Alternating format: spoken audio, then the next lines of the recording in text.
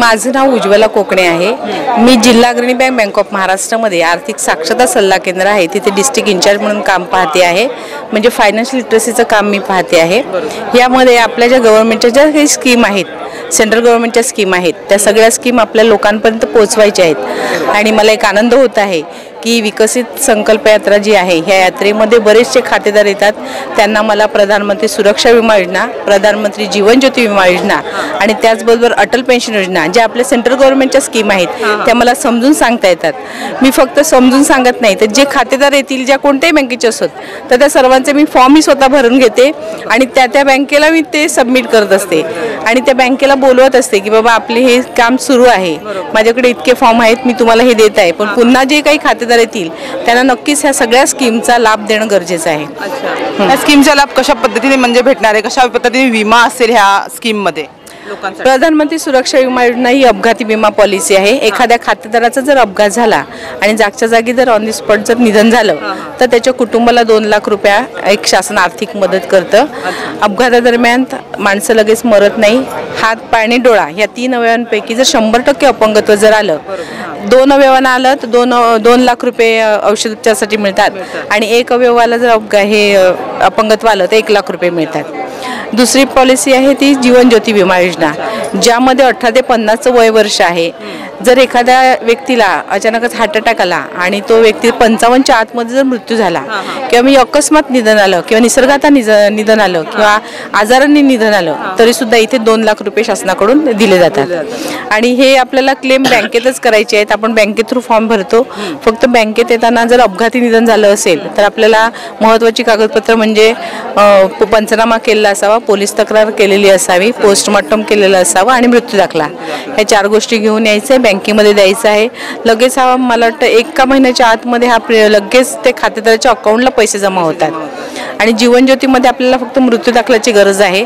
जर एखाद्या खातेदाराला दवाखान्यात नेलं आणि तो दवाखान्यात मेला असेल आणि जर पोस्टमॉर्टम झालं असेल तर मग PM रिपोर्ट आणायचा आहे किंवा मग साधा बाबा असंच मेला असेल किंवा जर आपण तसंच त्याला अंत्यसंस्कारासाठी घेऊन आलो तर मृत्यू दाखलाच आपण घ्यायचं आणि तिथे सुद्धा अगदी 1 ते 1.5 महिन्याच्या आतच खातेदाराच्या अकाउंटला पैसे जमा होतात।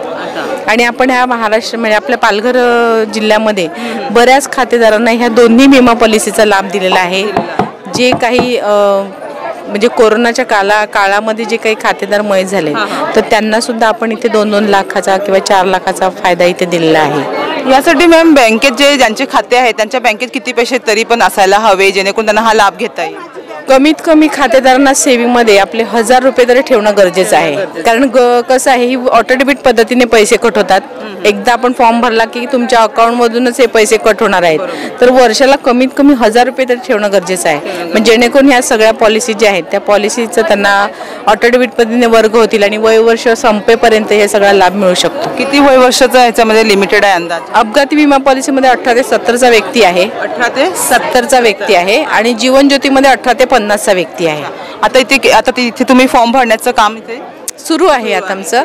आता ह्याच म्हणजे 10 गावामध्ये ठाणे जिल्हा मध्यवर्ती बँक, इंडियन बँक आणि आमची बँक ऑफ महाराष्ट्र ह्या 3 बँकेचा सर्व्हिस रे आहे।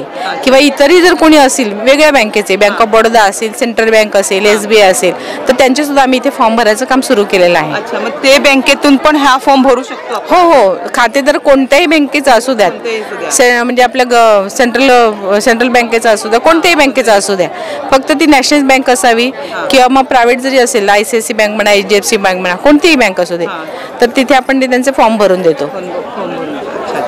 आणि तुम्ही काय आवाहन करणार आहे का आता जे लोक आहेत किंवा नागरिक आहे आणि इथे जे उपस्थित आहे किंवा जे तुम्हाला पाहतील त्यांना तुम्ही हा विकास आपला जो मोदी सरकारची योजना आहे त्या योजनेचा लाभ घ्यावा यासाठी काय आवाहन करणार आहे का? नक्कीच मी या खातेदारांना असं आवाहन करेन की सगळ्यांनी याचा लाभ घ्या। आता आपल्याला जोपर्यंत वेळ दिलेला आहे दुपारी 1 ते 1:30 वाजेपर्यंत तोपर्यंत आम्ही फॉर्म तर भरून घेणारच आहोत। त्यानंतर सुद्धा जर कोणाला फॉर्म भरायचे असतील तर बँकेत जाऊन त्यांनी स्वतः फॉर्म भरा। जर बँकेत थ्रू नाही होत आहेत, बरेच लोक आहेत आमच्या गावातले अजून बाकी आहेत, तर ग्रामपंचायत थ्रू सुद्धा आम्हाला कळवलं, आमच्या बँकेला कळवलं, कोणत्या बँकेला बाबा आमच्या लोकांचे पॉलिसी उतरवायचे आहेत तर आम्ही बँकवाले स्वतः इथे येऊन फॉर्म भरून घेतो आणि भरून सुद्धा घेऊया असं।